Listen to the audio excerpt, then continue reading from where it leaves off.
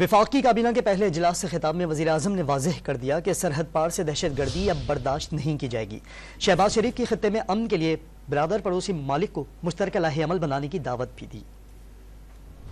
پاکستان کی سرحدیں دہشت گردی کے خلاف ریڈ لائن ہیں۔ سرحد پار سے دہشت گردی اب برداشت نہیں کی جائے گی۔ ہمسایہ ملک کی زمین دہشت گردی کے لیے استعمال ہوگی تو یہ قابل قبول نہیں ہوگا۔ وفاقی کابینہ کے اجلاس سے خطاب کرتے ہوئے وزیر اعظم شہباز شریف نے توقع ظاہر کی کہ ہمسایہ ملک کے ارباب اختیار مل کر خطے کو امن کا گہوارہ بنائیں گے۔ سرحد پار سے جو دہشت گردی ہو رہی ہے اس کو اب ہم مزید اس کو برداشت نہیں کر سکتے۔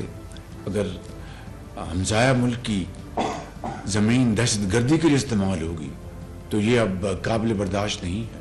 ہمارے یہ برادر ممالک ہیں کہ آئیں بیٹھیں مل کر دہشت گردی کے خلاف ایک لاہ عمل تیار کریں۔ وفاقی وزیر داخلہ محسن نقوی نے واضح کیا کہ دہشت گردی کا خاتمہ کر کے سہولت کاروں کا مستقل بنیادوں پر کلا کما کیا جائے گا۔ اسلام آباد میں نیکٹا کے دورے کے دوران وزیر داخلہ نے باور کرایا کہ دہشت گردی کے مکمل خاتمے کے لیے قومی CTD کا قیام ضروری ہے۔